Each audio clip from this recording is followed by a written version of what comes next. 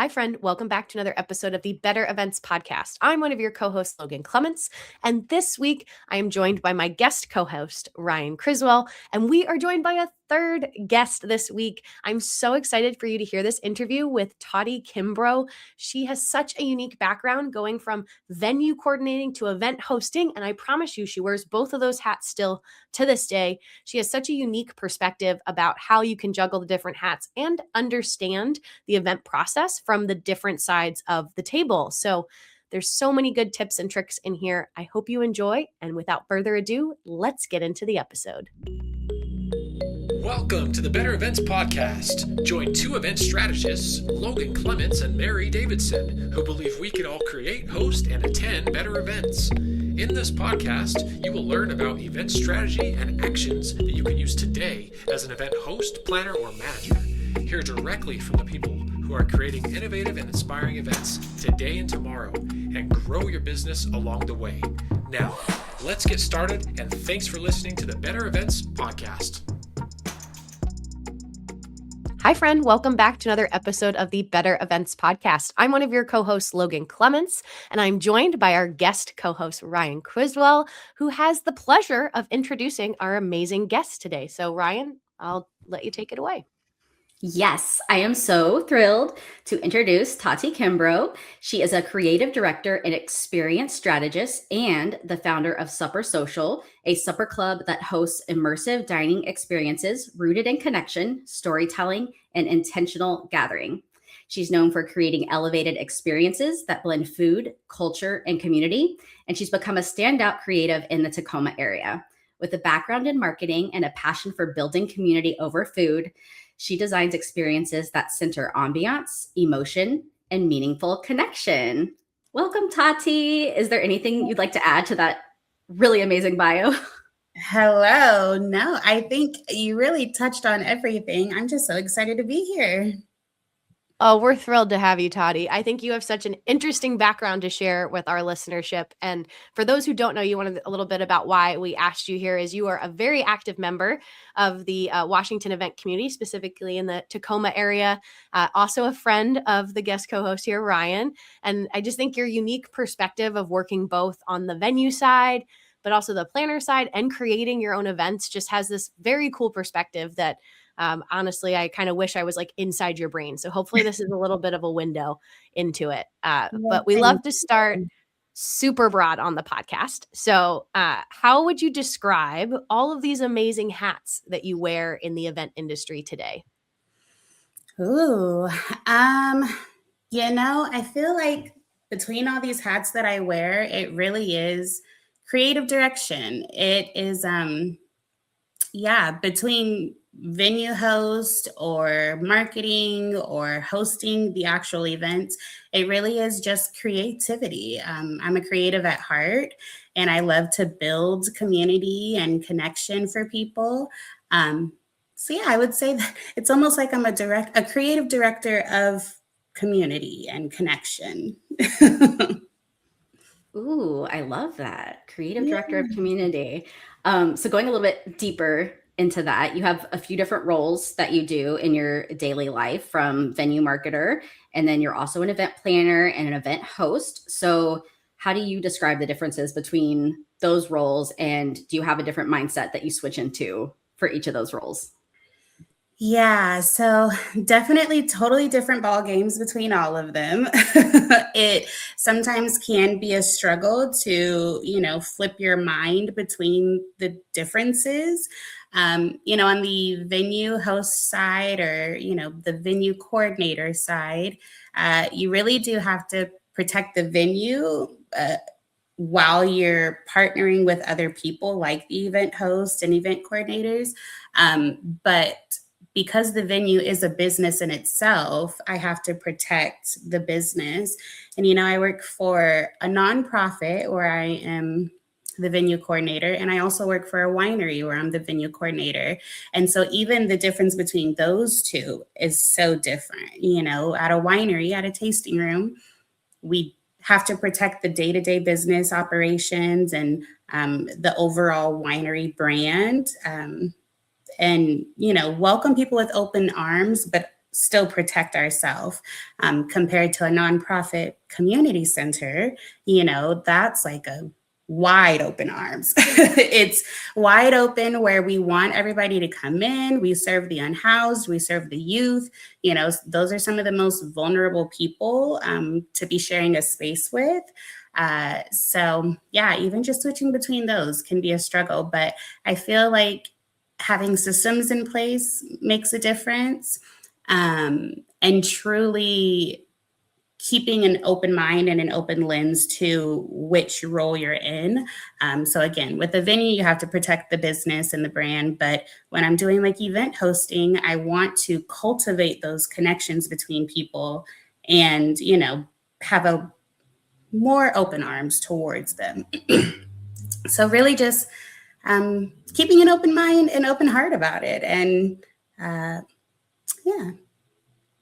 Think It's that'll do it. so good. Yeah, I was thinking my partner owns a venue that does like weddings, and I've helped out at some of those weddings. And I remember the first one I did of a season a couple years ago, I had this like breakdown the night of, because I was like, I can't be here. This is too stressful, because they didn't have a true wedding planner. They had a family member who was helping, and like my planner brain wouldn't shut off of like, oh my gosh, but they could do this better. Yep. And my mantra that I create, because I had this moment where I was like, I might not be able to be here. This is too hard, being an event planner, event producer, witnessing an event that is not being planned very well.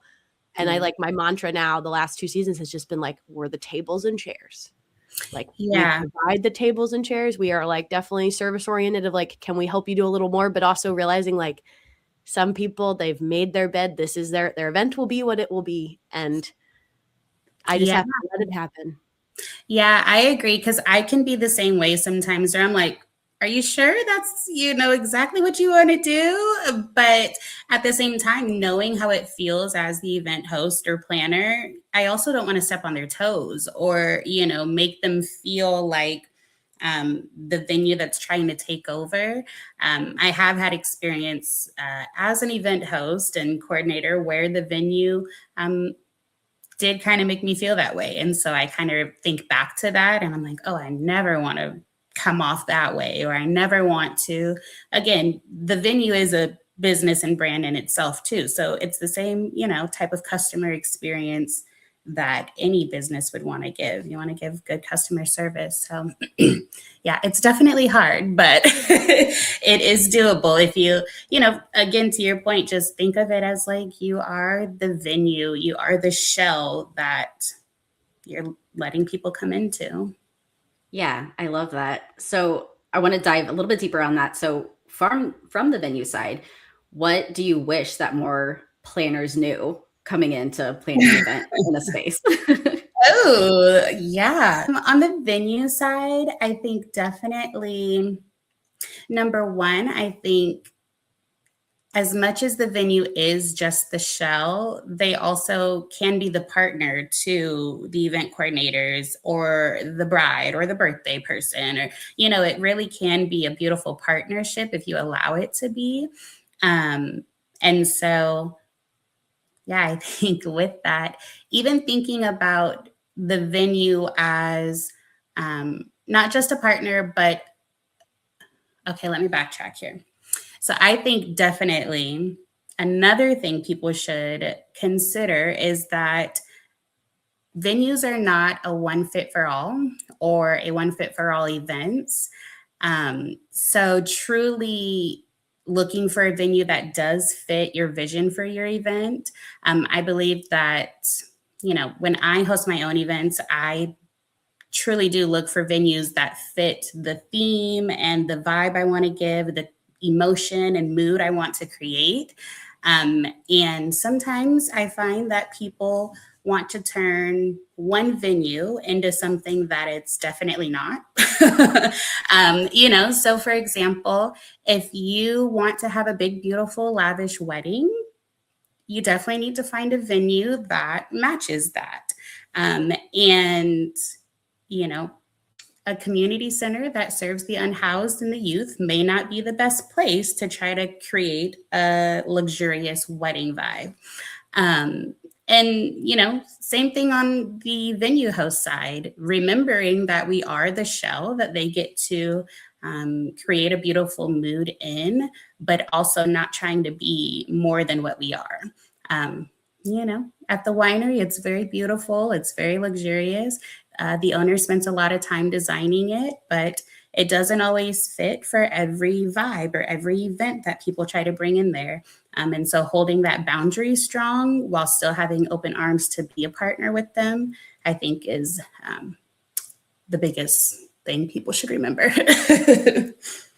It's a great point. And I do laugh. If anyone is like an event nerd, wants to have a little chuckle, you should read like venue agreements, because I always like this more specific, the like, don't do this. And my example is not from an event, but it was an Airbnb that I stayed at, had a very specific rule for the pool. It said, you are not allowed to take all of the pool furniture and build a 35-foot structure to get on the roof and then jump in the pool.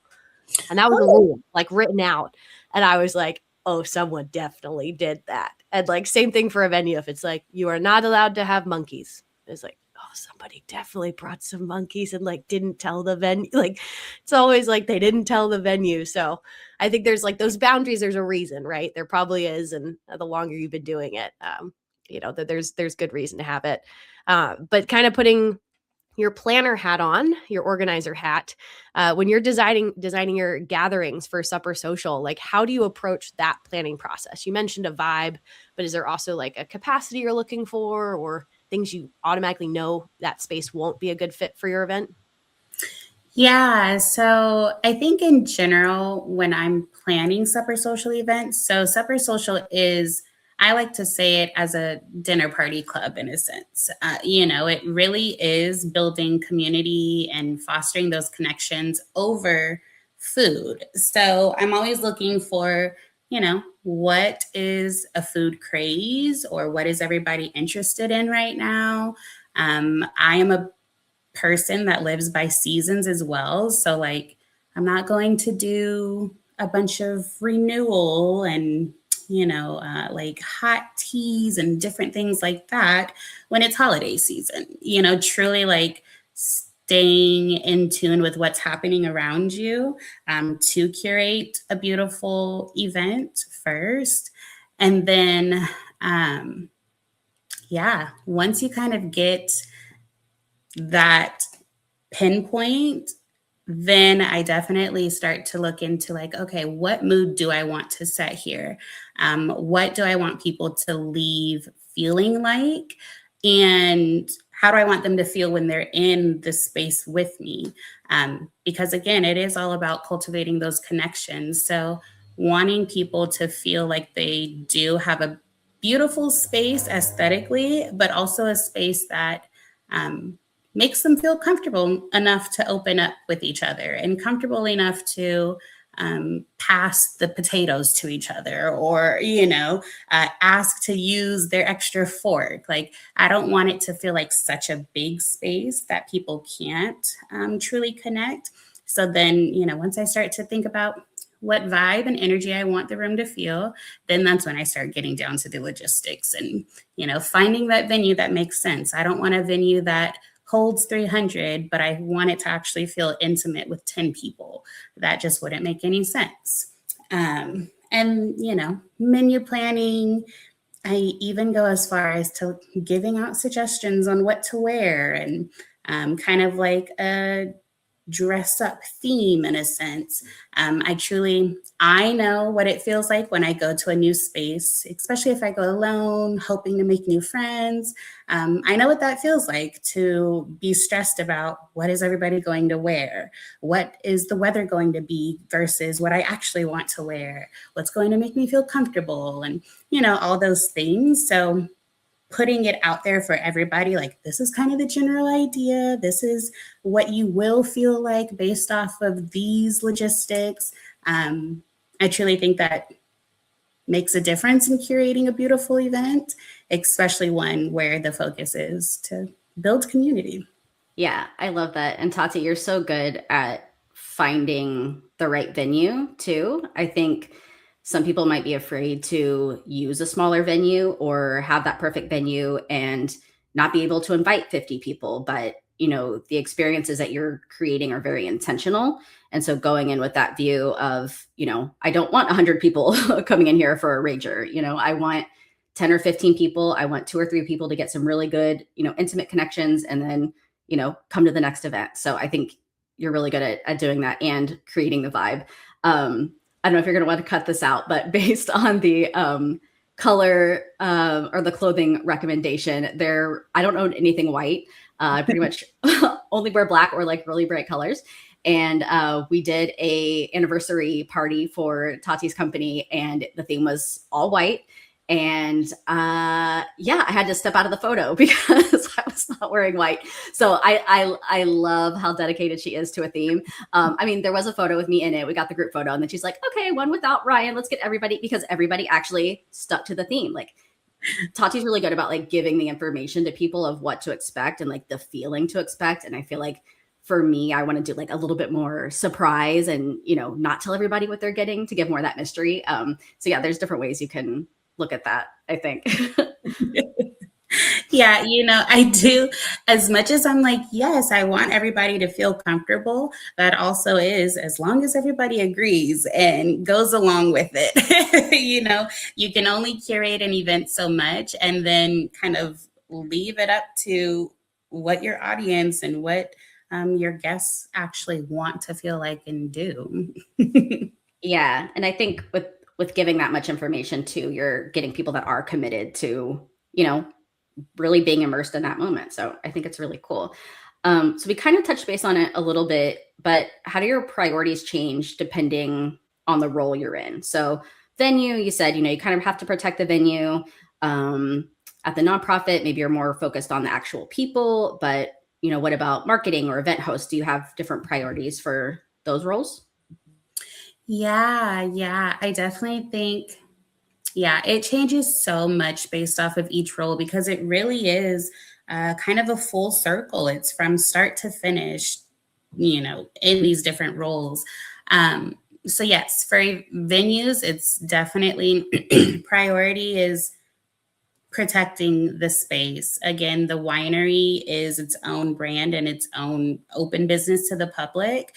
So as that venue coordinator, I have to make sure I'm not planning 5-hour-long private events during peak business hours on a Friday, and making sure that the event that does want to come into the space can compete with our ROI during public hours, kind of thinking about those higher level logistics, I think. As an event host and coordinator myself, sometimes I think the creative ones, we can kind of get lost in the creativity and just, want to keep going with what feels good and what gets creativity out there.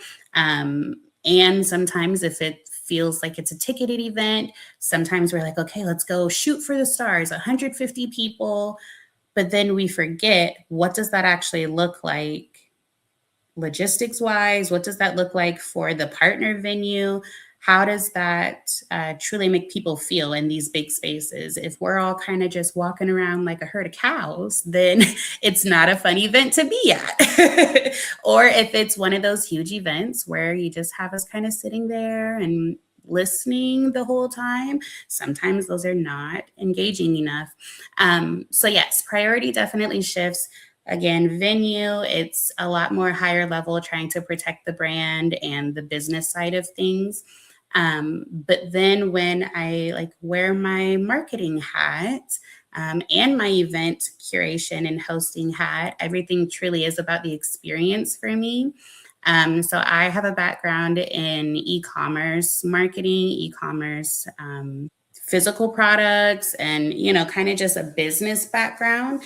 And so I do really value experiential marketing. And that starts from, marketing the event all the way through the event when you're hosting it and capturing it on film or photography, but then even all the way down to recapping the event afterwards. I truly want to showcase how it will feel to be in the room. Whether you were in the room, I want, the recap reel to truly showcase like, oh yeah, this is definitely what it felt like to be in that room. Yes, we were slow dancing. Yes, we were hugging and kissing because it was couples night. But it truly felt like what the video looks like. And then if you weren't in the room, that's another opportunity. That's another form of like marketing the next event, to showcase what it feels like to be in that space and within that community. So yeah, it truly just shifts based on like logistics and creativity, which one gets to be prioritized to truly sustain the brand and the business, but also which one should be prioritized to make people feel good at the end of the day. I'm so curious though too, as like an event host and a curator, like creating your supper social. Do you have an example of a time where maybe you're the event host, but you kind of put your like venue coordinator hat on for a second, or it helped you navigate a situation because you're like, I can see both sides of this because I've literally have been in your shoes, or vice versa as a venue coordinator. If there's a moment where you're like, oh, I've had, I could relate to this because I do event hosting as well. Yeah, I definitely think so.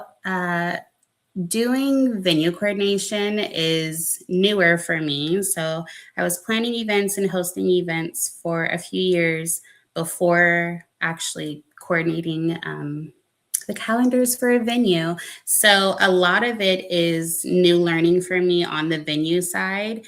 And that's when I kind of think back like, oh, I see why they did have all these boundaries, or I see now why they said this was the capacity I could be at. Like, yes, it's big, but that's a fire hazard, or, different things like that.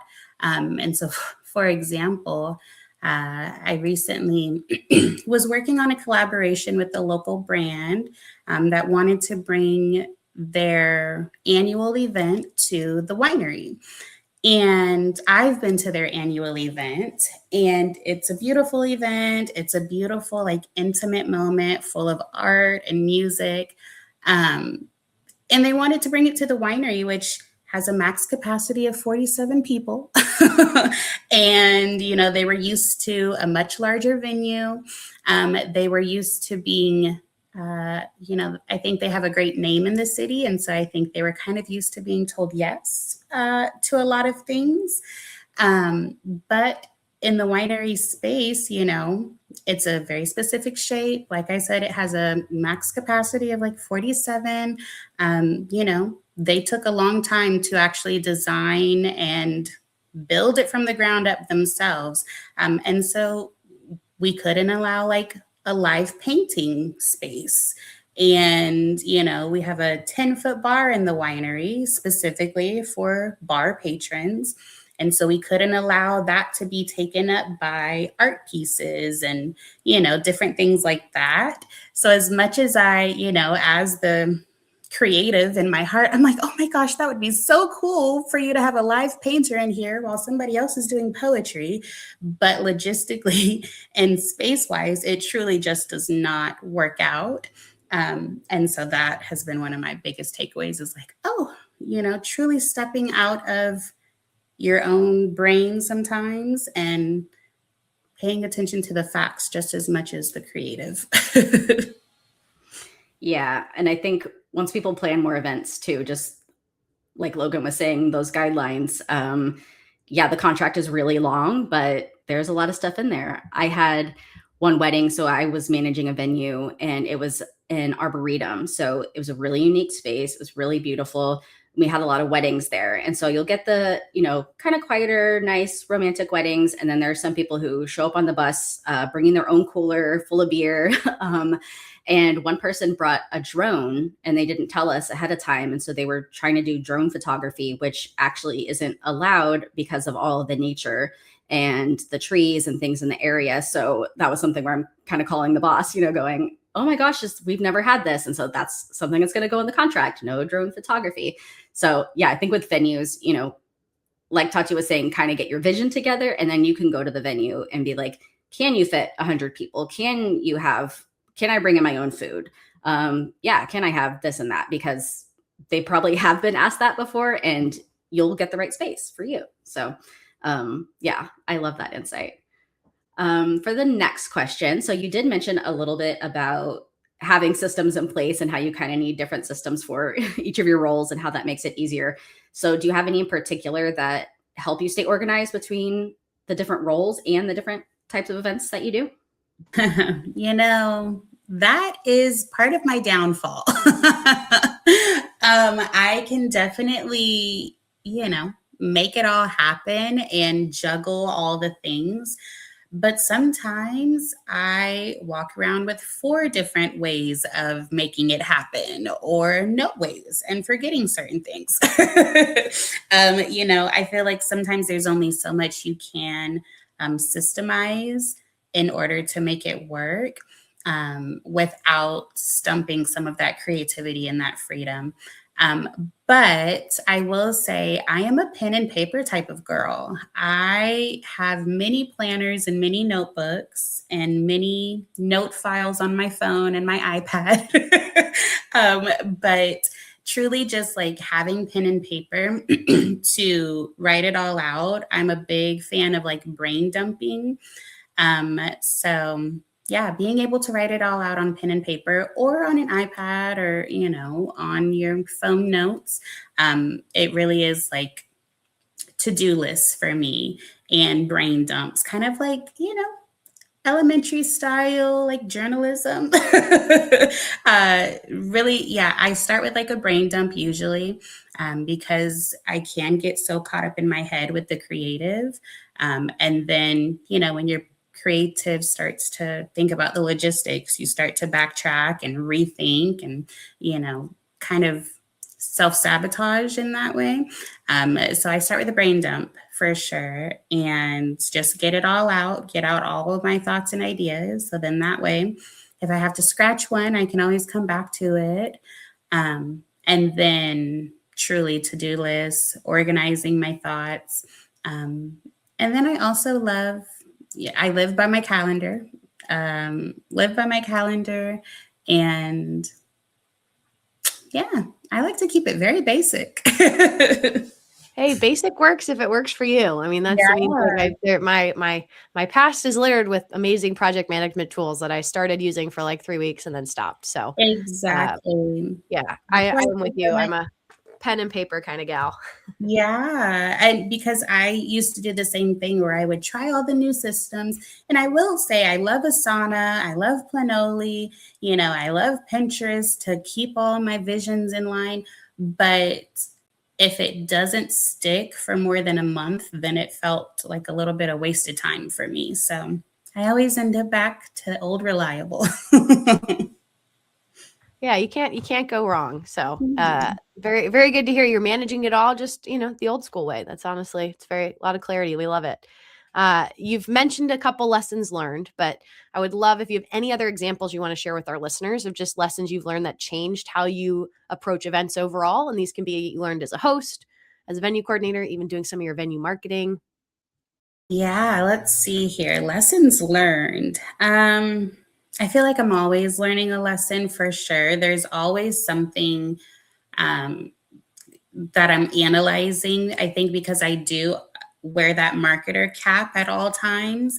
I have a little passion for data analysis and things like that. So I'm always kind of like keeping track of like, okay, what did we do here and what did we do there that may need to change this time?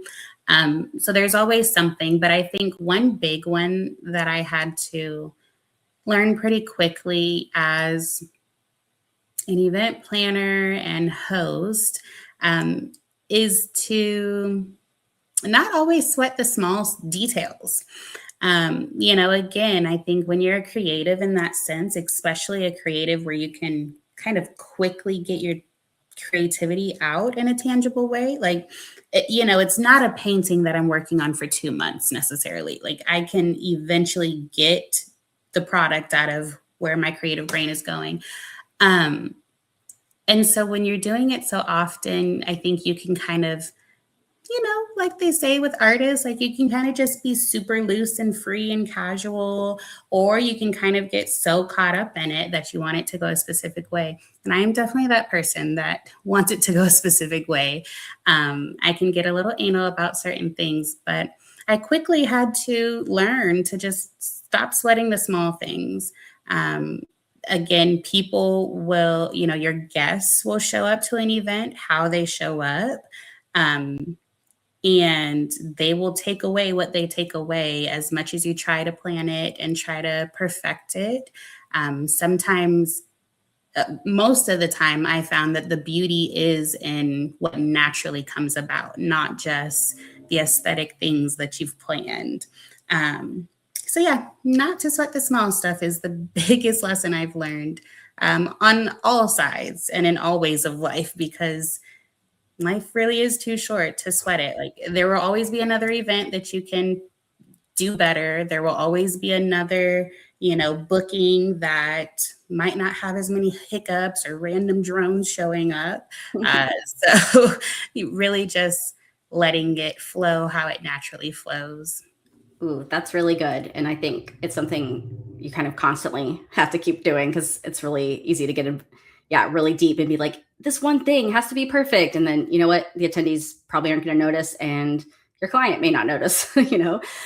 So yeah, that's really great advice. So our last question is for event professionals who mostly sit on one side. So they're either with the venue or they are the planner.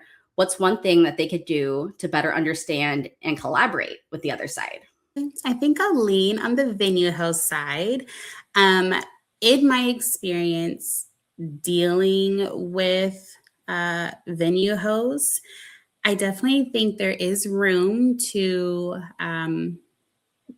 customer service, kind of humanizing that role a little bit more.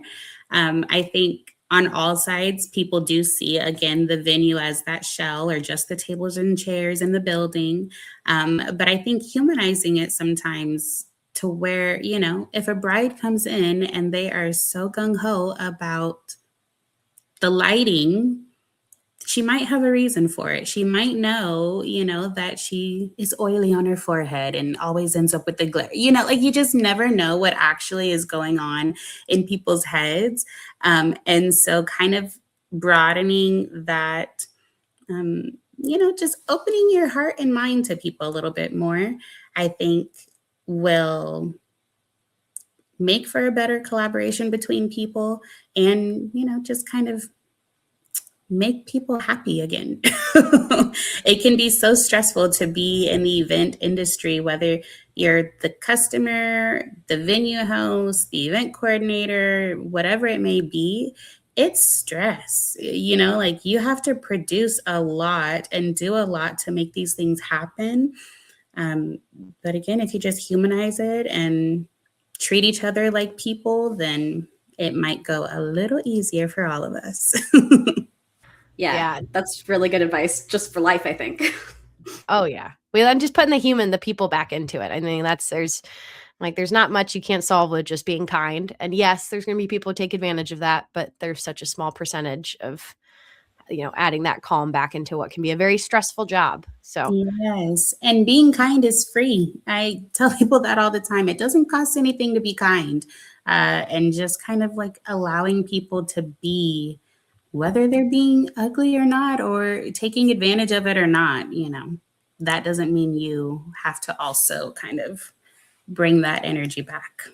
we could keep talking to you for hours, Tauti, but we do have to get to the end of our episode. So is there anything else you'd love to add?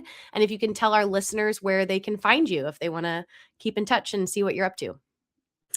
Ooh, I feel like we've touched on most things. I'll just say, you can find me on social media, Tauti Tauti.k on Instagram. And that will link you to all of the other brands that I am involved with. So follow me on Instagram and even on TikTok to see what I'm doing throughout the days. Yeah, Tauti has some really fun social, and stay tuned to her stories because that's the thing, is like the message will disappear and it's usually fun and interesting. So she gets a lot of hype going for her events. But thank you so much, Tauti. We really enjoyed that. And now we're going to go to Logan for our bonus tip today. Yes, I have our bonus tip this week, and it is don't rush. Just don't rush. we just talked about things about stress. I had a lovely anecdote from an event I worked earlier this year where I had a situation that was a little laid back, but it was just like, hey, we need you to do this all of a sudden. And I was like, cool, the person telling me this is in charge. They're in a place of power. I should just do it. And I did it. And then there was a part of me that was like, I should have waited. I should have just double checked. And sure enough, it turned into a thing where it was like, if I'd made one more phone call and double checked something, I just would have taken a beat and we would have all been on the same page. And so I laugh. It was in my head after that. I was like, just don't rush. There are certain times when you need to rush, like in emergencies, but sometimes even just taking one single second or two to check your gut. Is this what we should be doing next? Or just waiting a beat can really solve a lot of headache. So just don't let people rush you when you're in your on-site process. I love that. That's another one where I have to try to remember, or I go in thinking and then you start rushing and then got to tell yourself, okay, next time I won't rush. Yeah. Well, thank you so much. Thank you so much, Logan, for co-hosting with me. I'm super excited you had me on. And thank you to Tauti for being our guest. We would love for you to find us on Instagram, Facebook, or LinkedIn at Better Events Pod, or you can email us at bettereventspod@gmail.com. And you can connect with us on LinkedIn directly. Just let us know that you heard about us from the podcast. You could leave a little note when you connect with us, and we would love to hear from you. Let us know your thoughts. And if you want more from the Better Events, if you want more Better Events content, join our private community on Substack. All right, thanks for listening, and we'll be back in your feeds again next Wednesday.